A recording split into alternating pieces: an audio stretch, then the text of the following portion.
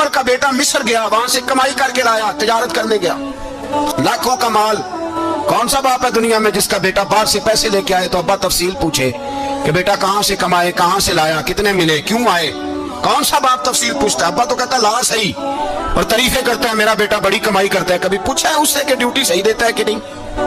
کبھی پوچھا ہے کہ تو ایمانداری کی روزی لاتا ہے کہ حرام کی کماتا ہے؟ یہ باپ کی ذمہ داری ہے, یہ اماں کی ذمہ داری ہے. پھر کہتا ہے بیماری کیسے آ گئی, پریشانی کیسے آ گئی؟ تو نے کبھی سوال کیا اپنی اولاد سے؟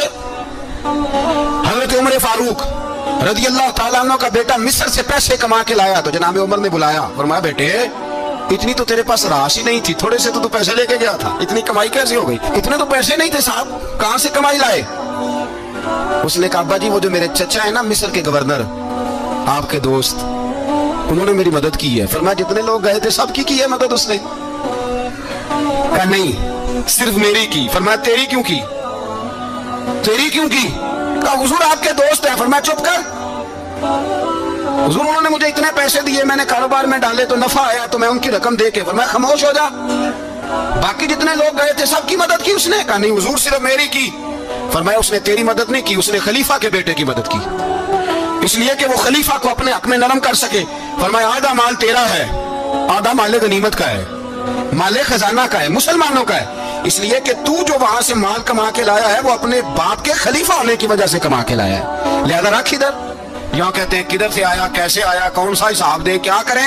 او بھائی حضرت عمر رضی اللہ تعالیٰ عنہ کا اپنی اولاد کے بارے میں یہ رنگ ہے. ایک جنگ سے نا خوشبو آئی, خوشبو بڑی مہنگی ہوتی تھی, عرب میں خوشبو آج بھی بڑی مہنگی ہے, وہ زیادہ استعمال کرتے ہیں. میری باتوں کی سمجھ آ رہی ہے میرے بھائیوں؟ بڑی مہنگی خوشبو تھی. جب وہ خوشبو آئی تو حضرت عمر نے کہا, گھر میں پہلے پہنچی حضرت عمر کے, چونکہ زیادہ عورتیں استعمال کرتی تھی گھر کے اندر خوشبو, مرد بھی لگاتے تھے. حضرت عمر نے اپنی بیوی سے کہا, آپ کی زوجہ تو تھی وہ بڑی خوشبو کو پسند کرتی تھی.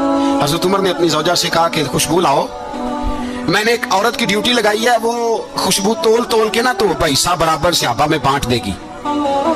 تو آپ کی زوجہ کہنے لگی کسی بی بی کی ڈیوٹی لگانے کی کیا ضرورت تھی, میں جو موجود تھی میں بانٹ دیتی ہوں تول کے پیسہ برابر. آپ نے فرمایا نہیں تو رہنے دے, تو فلانی بی بی بانٹے گی. تو حضور میں نے بھی بانٹنی ہے, میرے پہ کچھ حق ہے؟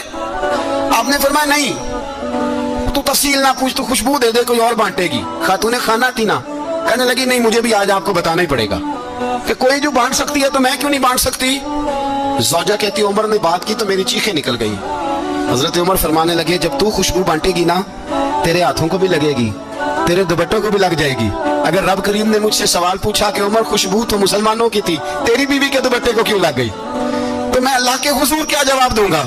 اگر اللہ نے یہ سوال کیا کہ تیری بیوی نے کیوں لگائی, وہ تو حصہ تھا مسلمانوں کا, تو نے تیری بیوی نے کیوں لگائی؟ تو فرمایا میں نہیں چاہتا کہ اللہ کے حضور مجھے اور تجھے باز پرس ہو, لہذا کسی اور کو بانٹنے دے.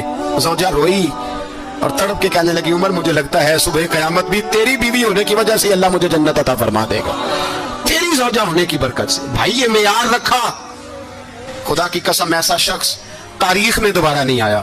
اتنا بڑا آدمی, اتنا بڑا شخص, اتنا بڑا آدمی, اور پھر رنگ یہ ہے کہ عمر 22 لاکھ مربع میل کا حکمران, 22 لاکھ, اور کھجور کے درخت کے نیچے مٹی کا ڈھیلا لے کے سو گئے ہیں, پرواہ کوئی نہیں.